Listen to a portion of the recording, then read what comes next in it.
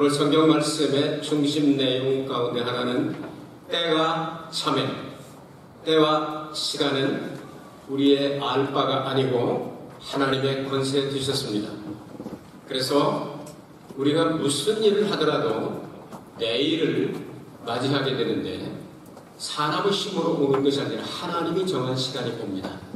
성경은 우리에게 말씀합니다. 하나님께서 모든 것들을 때를 따라 아름답게 하셨다. 그리고 사람의 마음속에는 영원을 사모하는 마음을 주셨다. 그러나 하나님이 하시는 시작과 끝을 다 알 사람은 한 사람도 없다. 이렇게 말씀하고 있습니다. 오늘 성경 말씀은 갈라디아 교회에 보낸 바울의 편지인데요. 바울이 가는 곳마다 교회를 많이 개척하고 세우셨습니다. 그런데 갈라디아 교회를 세우고 목회를 하시다가 다른 곳으로 가서 들어보니까 이 갈라디아 교회가 은혜로 시작했다가 행위로 마치려고 합니다. 그래서 3장 3절에 너희가 은혜로 시작하였다가 육체로 마치려고 하느냐 하면서 경고를 하면서 오늘 말씀을 보내게 됩니다. 때와 기한을 가지고 계신 전능하신 하나님께서 때가 참에 그랬습니다. 일본 성경은 때가 왔음에 이렇게 기록을 하고 있고 중국 성경에는 때가 만족함에 만주 이렇게는 말을 사용했습니다. 우리 성경에는 때가 꽉 차면 어떻게 되느냐면 그 당시에 예수께서 이 땅에 오셔서 율법 시대를 은혜 시대로 바꿔놓고 율법을 완성하신 이 시대 때가 왜 참느냐면 도덕적으로 생각할 때 더 이상 하나님이 참으실 수 없을 만큼 지금 그리스 많은 문제가 있죠. 그리고 신들이 다 결혼을 하고 음란을 하고 못된 짓을 하니까 일반 백성들은 말할 필요가 없죠. 그래서 도덕적으로 헬라 사상을 통해서 온 정신과 영과 마음 모든 것들이 다 타라 그래서 더 이상 놔두실 수 없을 때 이제 경제적으로 생각할 때는 당시에 여러분 아시다시피 예수님 오신 당시에 큰 지진도 있었고 기근도 있었습니다. 더구나 로마의 식민지로 유럽 전체가 그리고 중동아 이쪽에 터키라든지 지금 이스라엘, 시리아, 레바논, 암만 이런 것들이 전부 다 로마의 속국으로 있었습니다. 그렇기 때문에 정치적으로 생각하고 경제적으로 생각할 때 모든 것들이 다 이제 꽉 차서 더 이상 하나님이 기다리실 수 없을 때에 그 당시에 생겨날 말은 모든 길은 어디로 통한다? 로마로 통한다 하는 그런 말까지 생겨날 정도입니다. 이렇게 되었을 때 영적으로도 때가 꽉 찼습니다. 구약의 마지막 그 선지자 이름이 누구죠? 말라기라고 그러죠. 우리 한국말하고도 비슷하잖아요. 말하면 끝이라는 뜻이잖아요. 말라 비틀어지고 말라기. 말라기가 끝나고 나서 400년 동안 예언자와 그 일꾼들이 다 말라 비틀어졌습니다. 그리고 400년 동안 하나님의 선지자가 세워지지 않았습니다.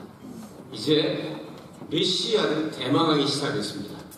하나님께서 약속하셨던 구약시대에 있었던 그 약속의 말씀을 이제 응하실 때가 됐습니다. 우리를 긍휼히 여기시고 경제적으로 바라봐도 도덕적으로 바라봐도 정치적으로 바라봐도 영적으로 바라봐도 이때가 아니면 안 됩니다 하고 기도하기 시작할 때 하나님께서 때가 참에 하나님의 독생자 예수 그리스도를 우리에게 보내셨다 하는 내용을 바울이 강조하고 있습니다. 바울이 강조한 이 내용 가운데 오늘 상속자와 후견인이라는 이야기 그리고 또 하나는 때가 어떻게 차서 어떻게 이동이 되느냐 하는 이야기 그리고 예수 그리스도를 영접한 사람들에게 주시는 외적인 예수 믿는 사람의 표시로 하나님의 영을 우리에게 주시겠다. 그 영을 받은 사람들은 마지막에 어떻게 되느냐 하나님의 나라를 천국을 상속하는 자가 된다. 이 세 가지 주제가 들어있습니다. 이것을 여러분과 함께 읽으면서 함께 나눠보기를 원합니다. 1절에서 3절까지 내가 또 말하는 유업을 이을 자가 모든 것의 주인이나 어렸을 동안에는 종과 다름이 없어서 그 아버지의 정한 때까지 후견인과 청지기 아래 있나니 이와 같이 우리도 어렸을 때에 이 세상 초등학문 아래 있어서 종노릇 하였더니 이렇게 기록을 합니다. 자, 이게 주인은 주인인데 나이 어린 주인, 다시 말해서 미성년자이기 때문에 성년이 되어서 행사할 수 있는 권리와 의무와 능력 이런 것들이 없는 어린아이 때가 있었다. 이런 아이 때가 있었는데 이 아이를 그냥 놔두지 아니하고 알아서 커라가 아니고 후견인과 청지기란 단어를 사용했습니다. 이 후견인과 청지기는요, 노예 가운데 혹은 종 가운데 자기들이 포로로 잡은 사람 가운데 당시에 최고의 학문을 가지고 가르칠 수 있는 능력 있는 사람을 자기의 종이니까 불러서 아이들을 청지기와 그리고 후견인으로 이렇게 세웠다. 다른 말로 하면 선생님으로 세워서 아이들이 성년이 될 때까지 맡겨두었다 하는 이야기입니다. 자, 오늘 이 성경을 말씀하면서 바울은 율법의 종노릇하던 주인이다 이런 표현을 씁니다. 3절에 이와 같이 우리도 어렸을 때에 이 세상 초등학문 아래 있어서 종노릇하였더니 이 초등학문이라는 단어가 쭉 읽어나가면 율법이라고 나옵니다. 여러분 초등학문과 고등학문이 구분이 되십니까? 예를 들어서 유치원이나 아니면 이 소학교 이런 데서 구구단을 배운다든지 글자를 배운다든지 아니면 기본적인 도레미 파솔라치도를 배운다든지 아니면 기본적인 그림 그리는 이런 기본적인 초등학문이라고 말하면 누구나 다 배워야 되는 거예요. 그러나 이제 고등학문에 들어가면 어른이 되면 대학교에 가면 그런 거 안 배웁니다. 필요하지 않은 것이 아니라 몸에 이미 배어 있습니다. 배어 있기 때문에 구구단 대학교 들어가서 외워봐 이런 건 없습니다. 몸이 그냥 저절로 기억하고 있기 때문이죠. 그래서 이렇게 율법의 종노릇하던 주인이었다. 이런 상태에 있는 사람들을 이제 4절과 5절에서 뭐라고 표현을 하느냐면 이렇게 표현합니다. 때가 참에 하나님이 그 아들을 보내사 독생자 예수 그리스도죠. 여자에게서 나게 하시고 율법 아래 나게 하신 것은 율법 아래 있는 자들을 속량하시고 우리로 아들의 명분을 얻게 하려 함이라 이렇게 표현을 하고 있습니다. 자, 때가 찼다. 이제 때가 찼다 이 말이죠.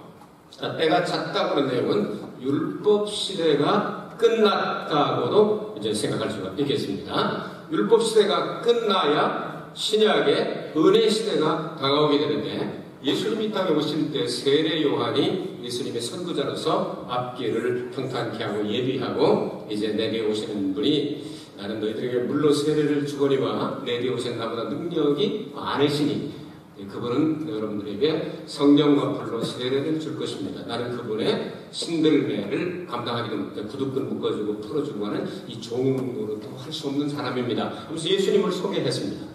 자, 예수 그리스도께서 이 땅에 오셨는데 하나님의 독생자인데 왜 예수님께서 율법 아래 나게 하셨느냐 하는 목적을 여기 말씀하고 있습니다. 하나님은 하나님의 독생자. 독생자라는 말이 무슨 뜻이죠? 독생자라는 말이 무슨 뜻이죠? 여러분 독생자가 무슨 뜻인지 생각하고서 독생자를 믿습니까? 독생자가 무슨 뜻이에요? 하나밖에 없는 아들. 여러분은 하나님의 아들이 될 수 있는 자격이 없지요. 우리는 자격이 없습니다. 독생자 예수께서 이 땅에 오셨다. 하나님의 독생자는 한 분밖에 안 계시다 하는 뜻입니다. 자, 그런데 조금 후에 이제 설명 듣고 나면 우리도 참 잘됐다고 하는 것을 깨닫게 됩니다. 자, 독생자가 오실 것이라고 많이 예언되고 약속이 됐지 않습니까? 그 약속은 우리가 잘 아는 대로 예수님은 그 때가 차면 베들레헴에서 방법은 처녀의 몸에서 하나님의 은혜와 진리가 충만하게 이렇게 이 땅에 오시게 될 것이다. 그래서 예수님은 그 모든 것들을 30세가 될 때까지 율법에 하나도 어기지 아니하고 다 이루셨습니다. 그래서 율법 아래 나게 하시고 율법이 무엇인지를 알게 하셨습니다. 자, 여러분 율법을 하나님의 말씀이지만 죄를 지은 우리들에게는 거리끼는 게 됩니다. 그럼 법은 바뀌죠.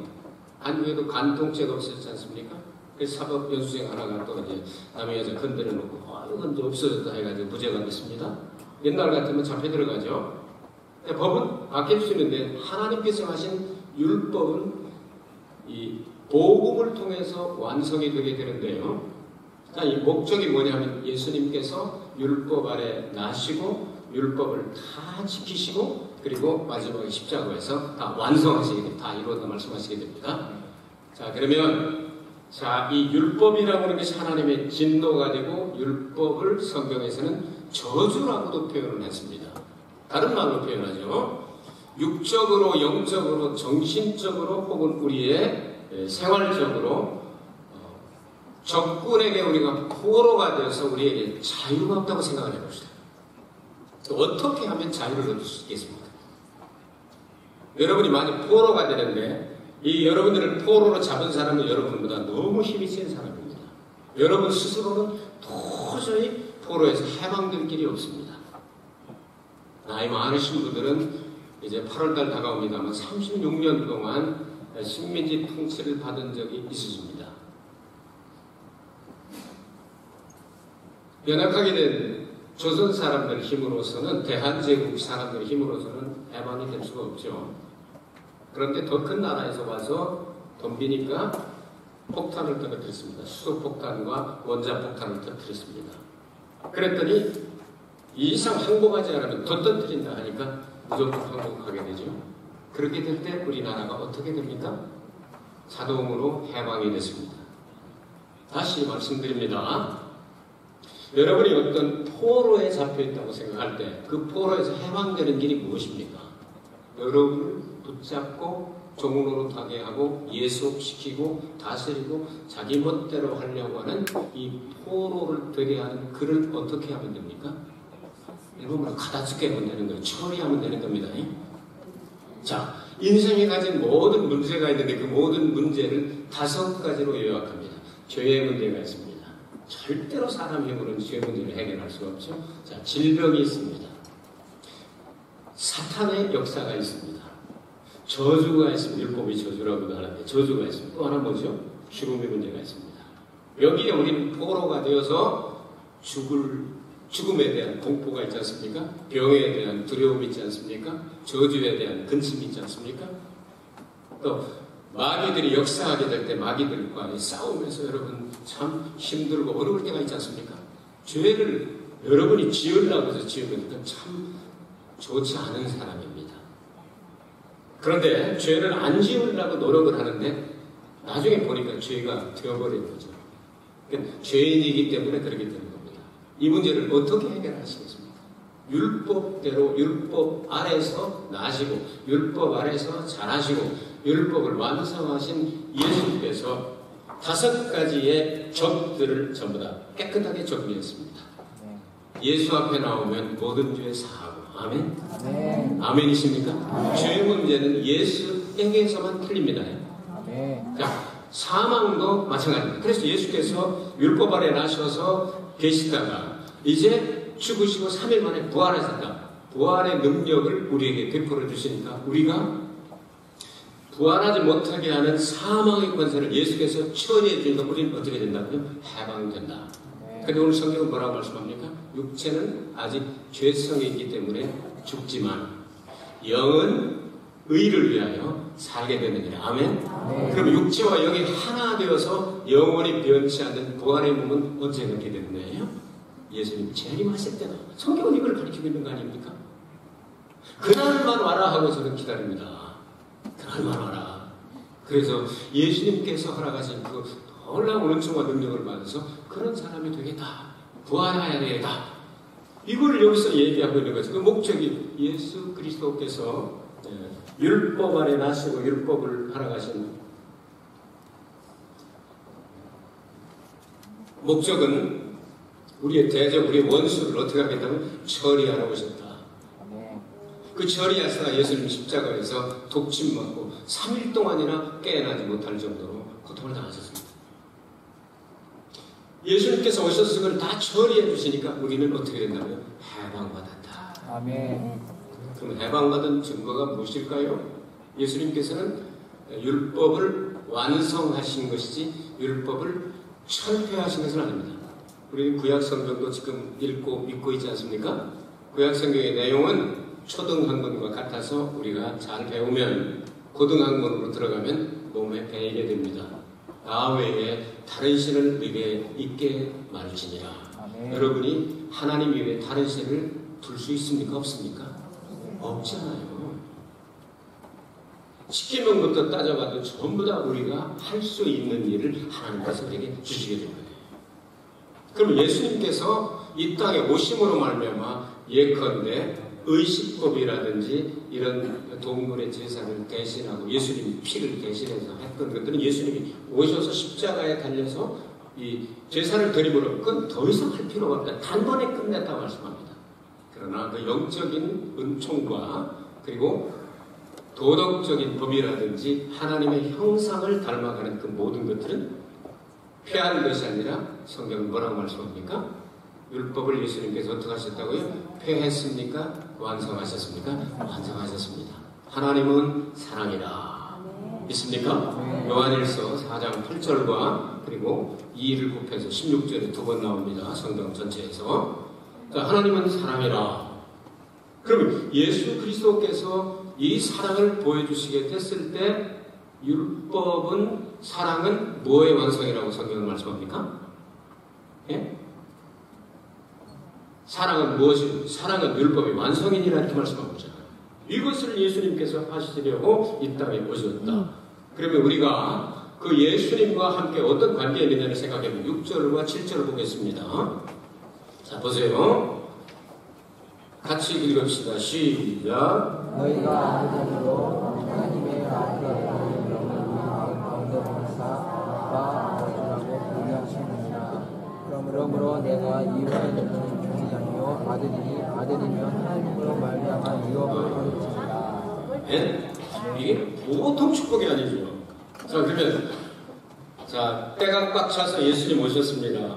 예수님 오셔서 십자가 달려 죽으시고 부활하시면 율법에 의해 다스려지는 세계가 아니라 믿음과 은혜로 다스려지는 신약 시대를 시작하셨습니다.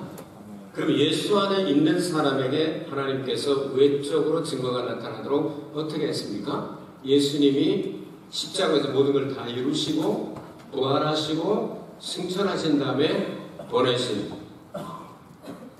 5절, 6절 보세요. 너희가 아들인 거로 하나님이 그 아들의 영을 우리 마음 가운데 보내사 이렇게 말씀했습니다. 하나님의 영을 우리 마음 가운데 보내사 외적으로 어떤 증거를 나타냅니까? 오늘 성경에는 아버지. 한국 성경만은 아버지입니다. 다른 나라 성경은 아버지라고 안 되고 아람어가 아버지입니다. 히브리어가 아버지 하는 비슷한 단어입니다. 다른 나라는 다 자기 나름대로 예를 들어 일본 같은 경우는 치치라고 그러죠. 치치 아버지라고 그러고 중국 같은 경우는 후친 해가지고 부친이라고 다 이렇게 조금씩 다른데 우리는 아버지. 우리가 대한민국 백성으로 태어나서 그런 게 아니라 참 잘한 것 같죠? 말이 이렇게 잘 외울 수 있게 아버지라고 부른다. 자, 로마서 8장 9절에서부터 11절 그리고 15절을 읽어드립니다. 만일 너희 속에 하나님의 영이 거하시면 너희가 육신에 있지 아니하고 영에 있나니 누구든지 그리스도의 영이 없으면 그리스도의 사람이 아니라. 물세례 받고 성령 세례 받지 아니하면 성령이 여러분 가운데 계시지 아니하면 예수 믿는 것 같고 신자같이 보이지만 그리스도의 사람이 아니라. 정신 차려야 되겠죠? 그래서 물과 성령의 세례를 동시에 두 가지를 받아야 안전합니다. 10절 읽어드립니다. 또 그리스도께서 너희 안에 계시면 몸은 죄로 인하여 죽은 것이나 영은 의를 인하여 산 것입니다. 예수를 죽은 자 가운데 살리신 이의 영이 너희 안에 거하시면 그리스도 예수를 죽은 자 가운데 살리신 이가 너희 안에 거하시는 그의 영으로 말미암아 너의 죽을 몸도 살리시리라. 부활을 시킨다 이 말이죠. 그래서 아버지라고 부르게 되죠. 로마서 8장 15절에도 그래서 이 영을 아버지로 부르는 영을 양자의 영이다 그랬습니다. 우리는 원래 하나님의 자녀가 될 만한 자격이 없었습니다. 그러나 하나님의 은혜로 말미암아 예수 그리스도가 우리의 형님이 되셔서 예수 그리스도를 믿는 사람들을 똑같이 하나님의 자녀가 되는 권세를 주셨는데, 원래는 독생자 한 분이신데 우리를 양자의 영을 주셔서 법적으로 하나님의 아들처럼 삼으셨다는 뜻입니다. 이해되십니까? 양자로 들어가면 어떻게 됩니까? 양부지만 아버지를 아버지라고 부르시다고. 성령 받은 사람이 그게 가능하다. 이뿐입니까? 고린도전서 12장 13절에 보면 예수 그리스도를 주라고 부르시는 것도 성령이 아니면 절대로 안 된다는 겁니다. 이런 엄청난 축복을 주셨는데 마지막에 이 세상의 법에도 있습니다. 여러분이 만일 어떤 것들을 자손들에게 재산이 있던 없던 여러분 가진 것을 물려주고자 할 때 우선 제일 먼저 법적으로 부부가 일심동체이기 때문에 부부에게 제일 먼저 갑니다. 근데 부부가 없을 경우에 혼자 살다가 세상을 떠나게 제일 먼저 받는 게 누굽니까? 자식으로 갑니다. 자식이 없으면 그 다음에 어디로 갑니까? 손자로 가죠. 손자로 가죠.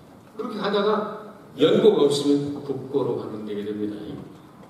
세상 법에도 그렇습니다. 그러면 양자의 영은 오늘 성경의 결론이 뭡니까? 하나님의 나라를 영으로 받게 하는데 양자의 영을 받은 사람은 언제나 기도를 통해서 우리를 그 양자의 영을 보내신 하나님을 향하게 만드는 속성이 있습니다. 해바라기가 해를 바라봅니다. 우리가 양자의 영을 받으면 우리의 모든 목표가 하나님의 보좌를 향하여 하나님을 바라보게 만듭니다. 이것이 기도의 목표가 됩니다. 다른 모든 것보다도 그렇게 되기를 바랍니다니 하나님을 향한 목표가 되기를 바랍니다. 그러면서 하나님을 바라보면서 주바라기, 해바라기, 주바라기 선교했어요. 해를 바라보고 이렇게 바라보다 보니까 해를 닮아야 되겠구나 해서 해를 그렇게 낯짝 들고 쳐다보는 해바라기는 태양하고 비슷한 모양을 가지고 있지 않습니까? 그럼 우리의 모든 신앙의 목표를 하나님에게 향하게 만들면 우리를 하나님의 형상을 닮아 하나님의 그 성품, 품성을 닮아가게 만듭니다. 이렇게 돼야 진짜 성도입니다. 여러분 삶 가운데서 세상만 바라보지 말고 하나님을 바라보시고 하나님의 성품을 닮아가는데 목표를 두시기 바랍니다. 그러면 언제나 부족함을 느낄 것입니다. 왜? 하나님처럼 내가 못 되었으니까 매일 기도할 것입니다. 그러나 하나님은 나의 목자가 되셔서 내게 부족함이 없으리라 감사하며 기도할 수 있게 될 것입니다. 이제 만일 하나님의 아들이라면 우리가 마지막에 하나님 나라를 유업으로 받게 된다. 상속받게 된다. 그 하나님의 나라를 우리가 소위 얘기하는 대로 다른 말로 뭐라고 표현하죠? 천국이다. 천국 안 들어가려면 여러분 교회 생활 할 필요 없습니다. 아깝잖아요. 뭐라 해요? 천국 들어갈 사람 신앙생활 잘하기 바랍니다. 그거 가르치는 거예요. 은혜로 됐으니까 은혜로 끝까지 가라가라. 네 행위를 통해서 10%를 더 한다든지 그렇게 하는 게 아니다. 정말 하나님의 자녀가 된 것을 기쁘고 감사하게 여기거든요. 하나님 닮으려고 해봐라. 그것이 바울의 오늘 편지의 결론적이 되겠습니다. 이제 율법 중심의 구약 시대가 끝나고 때가 참에 신약 시대를 허락해 주셨습니다. 그때까지를 미성년자였는데 이제 우리는 그리스도 예수 안에서 성년이 되어 예수 그리스도와 함께 천국을 상속할 수 있는 사람이 되었으니 그날까지 우리는 기도할 때 아버지라고 부르고 누구 앞에서 예수님을 주라고 시인하며 하나님의 형상을 담고 하나님의 성품을 닮아가며 신앙생활 잘 하다가 마지막 날 천국에 싹 들어가서 자식이 됐으니까 영접하는 자가 되어 예수님을 마음속에 모신 자가 됐으니까 천국을 우리 함께 몽땅 상속합시다. 동병중앙교회 출신, 희망선교교회 출신들 천국에 가서도 함께 천국을 상속해가지고 우리 신앙생활 이렇게 하면서 천국을 상속했습니다 하고 감사 찬송하는 날이 반드시 올 줄로 믿습니다. 은혜로우신 아버지 하나님, 오늘 또 살아계